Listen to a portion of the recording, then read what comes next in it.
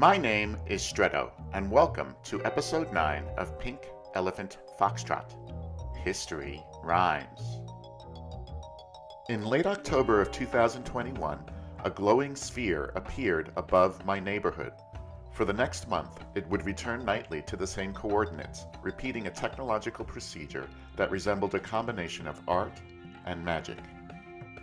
This first series of 11 photos from November 14, 2021 were taken between 6:40 and 6:43 p.m. My camera was mounted on a tripod and triggered with a remote control. They show the triangle and the sphere moving away from each other in contrary motion.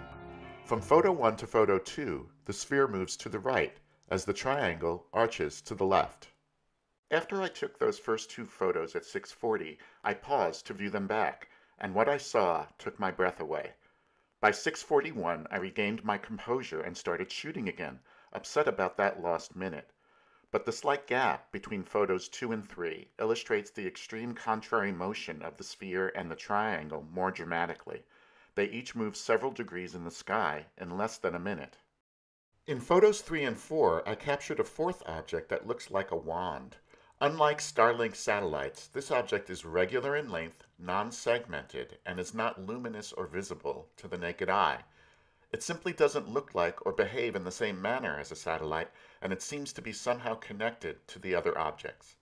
The usual explanation for a streaking object like this would be that it is traveling at a fast speed during a long exposure. But what is curious about this object is that it always manifests itself in the same way with the same length, regardless of exposure time.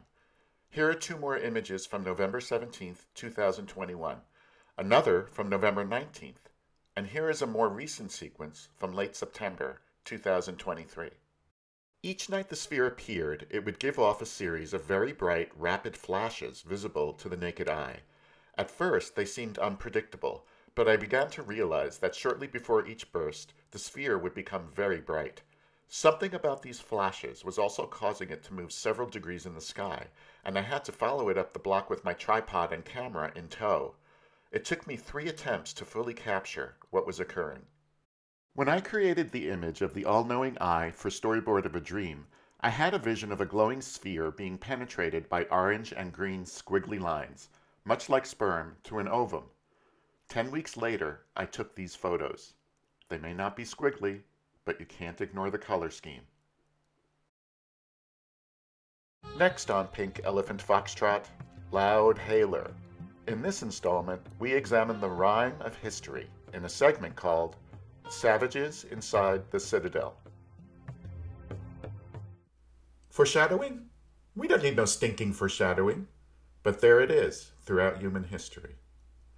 The presidential election of 1824 has so many eerie parallels to 2020 and its aftermath that it could almost be mistaken for a prequel. The major difference is that the populist candidate in 1824 was an actual war hero who didn't know the meaning of the term bone spur. By the time the Tennessee state legislature nominated General Andrew Jackson to run for president in 1824, he was already a bona fide myth. In 1814, he defeated the British in the Battle of New Orleans, and his enforcement of a prolonged martial law belied a strong authoritarian bent. Still, Jackson portrayed himself as a populist and was supported by a manipulated and manipulating press. He absolutely disdained intellectuals and elites, claiming to speak for the common man. Sound familiar? In the book The Rise of Andrew Jackson, Myth, Manipulation, and the Making of Modern Politics, authors David and Jean Heidler chronicle the birth of modern political campaigning. The skillful manipulation of the press by Jackson's extremist supporters seems to have served as a blueprint for our modern era of fake news. As the Heidlers put it, that which should have tarnished Andrew Jackson's reputation burnished it. Amazingly enough, it turns out burnish has a rhyme, and the glaze on Andrew Jackson was like primordial Teflon. The fact that he owned scores of slaves pales in comparison to his direct involvement in the ethnic cleansing of Native Americans. His leadership during the Creek Campaign and the Seminole Wars in Florida was brutal, despite the whitewashing it received by the press, but it was only the beginning. In December of 1829, Congress approved the Indian Removal Act, which resulted in the forced death march of 18,000 Cherokee 8 years later in 1838, an atrocity that became known as the Trail of Tears. Of the 4 candidates in the election of 1824, Jackson won a larger portion of both the popular vote and the electoral vote than any of the other 3 candidates, but he was still short of the votes needed to win the election. As a result, the House of Representatives enacted the 12th Amendment and held a special election overseen by Speaker of the House Henry Clay.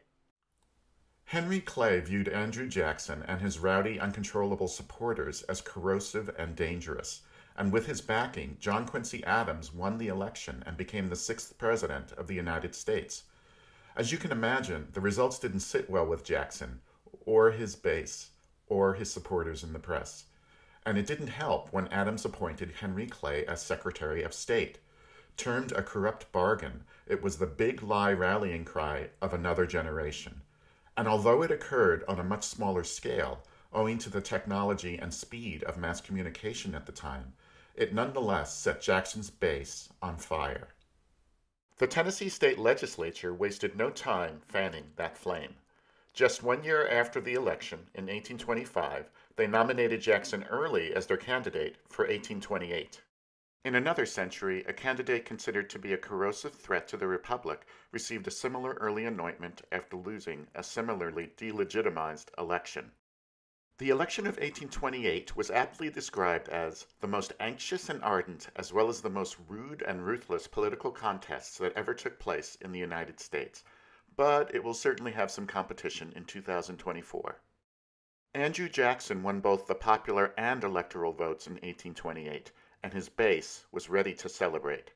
At the party after the swearing-in ceremony on March 4, 1829, supporters poured into the White House, damaging art, furniture, rugs, injuring waitstaff, and giving pause to what it meant to court the common man.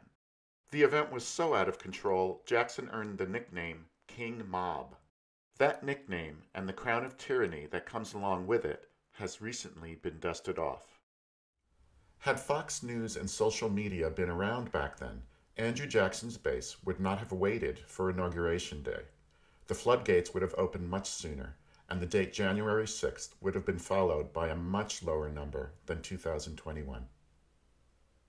Next up on Pink Elephant Foxtrot, Culture Crunch. In this installment, we take a look at cancel culture in an essay called, "I Painted My Own Crown, I Did." The concept of cancel culture isn't new. It's just that we tend to confuse adjectives with verbs. When cancel is used correctly as a verb, the meaning of cancel culture becomes crystal clear. The public at large expects the behavior of artists to be as perfect as their work, but it's an impossible pedestal for any human being to be placed upon. No human being is pure. No human being is perfect. It's a little messier than that.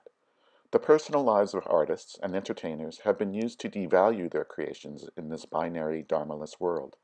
The analog reality is that aberration and mental illness frequently go hand in hand with creativity. That is why cancel culture is so toxic, especially when it becomes revisionist. Imagine if museums exhibited nothing but images of puppies and kittens, or if every concert you attended was comprised of songs about sunshine and sweetness with no minor chords or dissonance allowed. It may come to pass. Unless you are born into royalty in this life, the crown you wear is unique and one of your own construction. Sometimes the colors of that crown are a bit too vivid for the world at large, but desaturating it completely is a huge mistake. The 19th century composer Robert Schumann had a crown of many colors. In fact, sometimes he wore several crowns, creating the characters of Eusebius, Florestan, and Master Raro to share his bylines as a music critic. It is hard to say if Schumann's unique musical style, full of emotional extremes, was due to bipolar disorder, syphilis, or the mercury used to cure that disease back then, but romantic music would not have been the same without his mental health issues. Frank Zappa articulated it quite succinctly. Without deviation from the norm, progress is not possible. Einstein had a pertinent corollary. Great spirits have always encountered violent opposition from mediocre minds. Sometimes violent opposition is the least of it. Many crowns have been hijacked and repainted by mediocre minds in order to serve some very unsavory agendas. In 2005, artist Matt Fury created an innocent, non-threatening character named Pepe the Frog for his comic book, Boy's Life. The image spread across the wild west of cyberspace, and by 2015 was appropriated by hate groups as their xenophobic, racist mascot. Fury has denounced this hijacking and has taken legal steps to try and stop it, but this new association with his creation has taken on a life of its own. When a work of art gets hijacked and the crown of its creator is repainted, society is deprived of the artist's true intentions. History gets muddied. Is it possible to return a work of art to its original state? The answer is yes.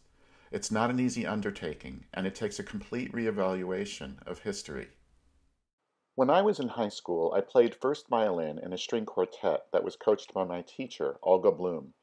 When I arrived at the first rehearsal at Barge Music in Brooklyn, we found Joseph Haydn's Emperor Quartet Opus 76 No. 3 on our stands.